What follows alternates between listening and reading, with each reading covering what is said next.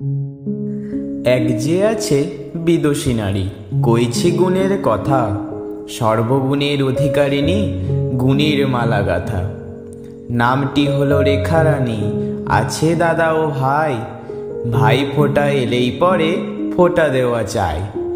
মনটা তার সহজ সরল, নেই কোনো ঠাটবাট, দ্বারকেশ্বর নদীর কিনারে জন্ম প্রকাশঘাট। জন্মদিন 10ই কার্তিক 1388 সাল, বেলারানী মাতা তার পিতা হীরালাল। খেলায় আর জিমে নেশা ছিল তার, প্রতি বছর অংশগ্রহণে পেয়েছে পুরস্কার।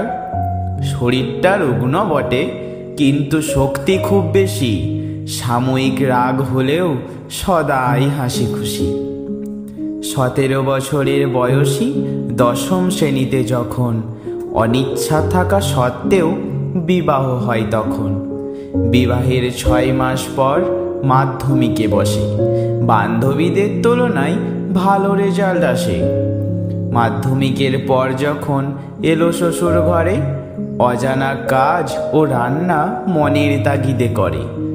কত যে ঝড়ঝাপটা আর জ্বালাতন, হাসি মুখে সহ্য করেছে লক্ষ্মী মায়ের মতন।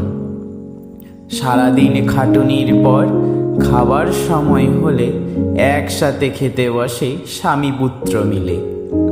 কোথাও আড্ডা না মেরে সর্বদা বাড়িতেই থাকে, গান কবিতা বই পড়া কাজের ফাঁকে ফাঁকে।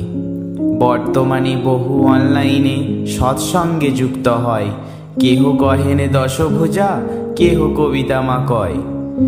মা অন্নপূর্ণা কি পায়, এমন নিরামিষ রান্না করে, অতিথি ও আপনজনেরা তৃপ্তিতে খেয়ে প্রশংসা করে।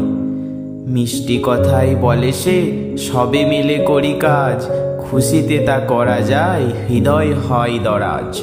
কাউকে শুয়ে বা বসে থাকিতে যদি দেখে, কোনো না কোনো কাজে যুক্ত করে রাখে। অতীব বুদ্ধিমতী আর সহজ সরল মন, ভালোবাসা দিয়ে সবাইকে করে নেয় আপন। অশেষ গুণের গুণমতী, জানালাম ধন্যবাদ, তব জীবনে বর্ষিত হোক শ্রী শ্রী ঠাকুরের আশীর্বাদ।